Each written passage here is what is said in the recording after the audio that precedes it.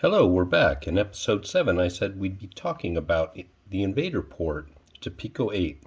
Pico-8 is a fantasy console to replicate an 8-bit computer of the 80s, using Lua as its programming language, with limited RAM, a screen resolution of 128 by 128 pixels, and a 16-color palette. In a previous episode, I already showed you an almost fully functional game with multiple invaders in Pico-8. But in this episode, I will be showing a port of Invader, the demo, to Pico-8 on both the Raspberry Pi in Linux and on the PC in Windows. So let's get to it.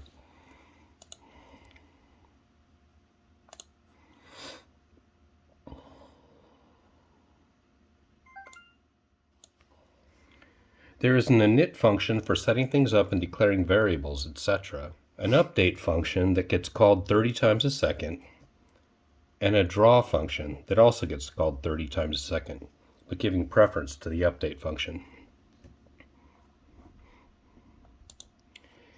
Here's the sprite editor. These are the 8x8 sprites. The invader frames are right here. The invader's explosion. The turret explosion, and then the bullets or the projectiles for both the turret and the invader. There's also a background editor. There's a sound editor and a music editor. These are my crummy sounds again.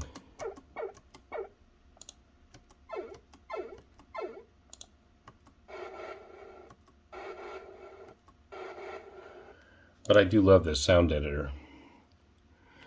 So let's take a look at the game.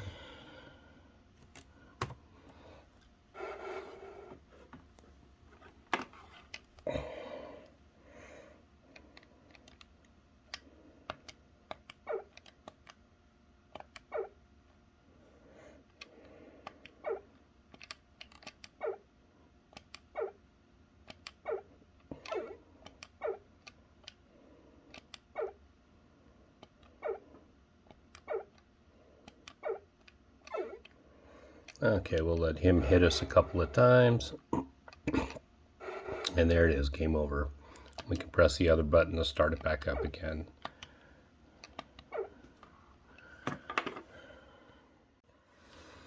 We'll take a look at the almost finished version of Invaders again, since we're here.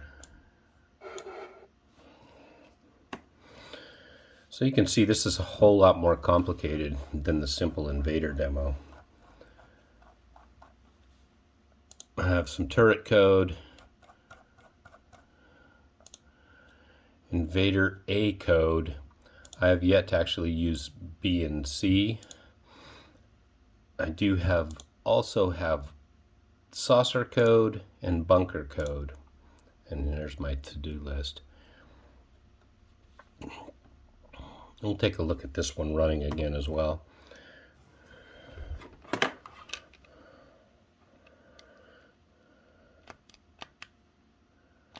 You can see I haven't incorporated any sound yet, but we do have the ability to destroy these bunkers. They take 6 shots, whether being hit from below by the turret or above by the invader or alien. And we have our saucer flying by as well. So you can see that I am iterating through a table in order to control all of these sprites. Now, one of the things you'll notice that's wrong is when I hit a blue alien or an orange alien, they all get a pink explosion. So that's something I have to fix. I still have to add sound and level completion, a couple of other things.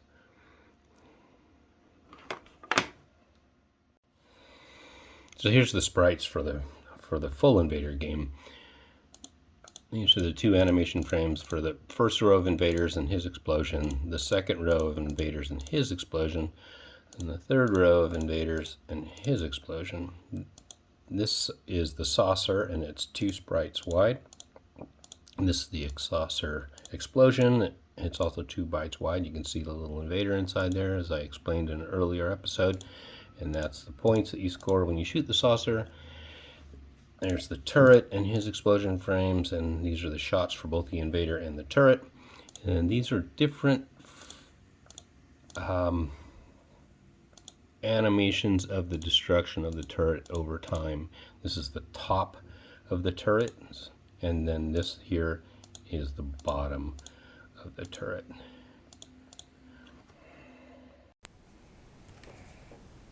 I'll show this really quick, as it's exactly the same as on the Raspberry Pi. I'll always show the Pi first, since I think it's just so cool to be able to use such a small, inexpensive computer to do game development on. So Pico-8 runs on Windows, Mac OS, and Linux. I highly recommend it for new game programmers and experienced programmers, as it has everything you need to start making games right away. And Lua is, I think, even more approachable than Python for beginning game programmers. So here it is on the PC, pretty much exactly the way it looks on the Raspberry Pi.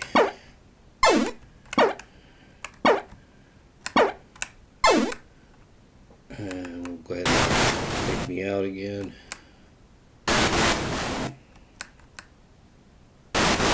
There it is, game over. Restart. Okay, so here we got another little bonus section again where we're going to show the handhelds that I've created Invader for. So we've got the Playdate, which you've already seen, and you've already seen the Pi Gamer and the Pi Badge and the Arduboy. And we've got Gamebuino coming up and the Nibble. We've got an Android phone, the PSP, and the Game Boy, original Game Boy. We also have the Thumby, and for scale, let's take a look at this next to a real Game Boy. Look at that. Here it is next to my finger. It's a tiny little device, but we've got Invader ported to this as well. We also have the Pico system. This is the Pocket Arcade. We've got the Poquito, the BrainPad, the Xtron Pro. We also have the original Gamebuino. So this is the full color Gamebuino here, and then this is the original black and white Gamebuino, so we'll be porting it to that as well. So we also had a look at Invader running on a breadboard using an Arduino Nano and talked about the AT-Tiny chip. So we have some projects using the AT-Tiny chip as well. Here they are stuffed in the breadboard. There's a couple different versions here that I'm working on, and so we'll be taking a look at those in the future as well. And let's not forget the Bangle.js 2 Hackable smartwatch. Spoiler, I got Invader working on this, and that's coming up soon. Okay, so now that we have Invader ported to the Bangle.js 2 smartwatch, we have covered JavaScript as well. So that about wraps up episode 8 of my journey in game programming. Please like and subscribe and leave any comments or suggestions that you may have that could make these a better experience. Next episode, I will be showing a port of Invader to the Gamebuino handheld, another small color hackable handheld from France. It can be programmed using C++ with the Arduino IDE or CircuitPython. We've seen it emulated on the Pi Gamer, but now we'll take a look at the actual hardware. Until then, bye. I'll talk to you next time.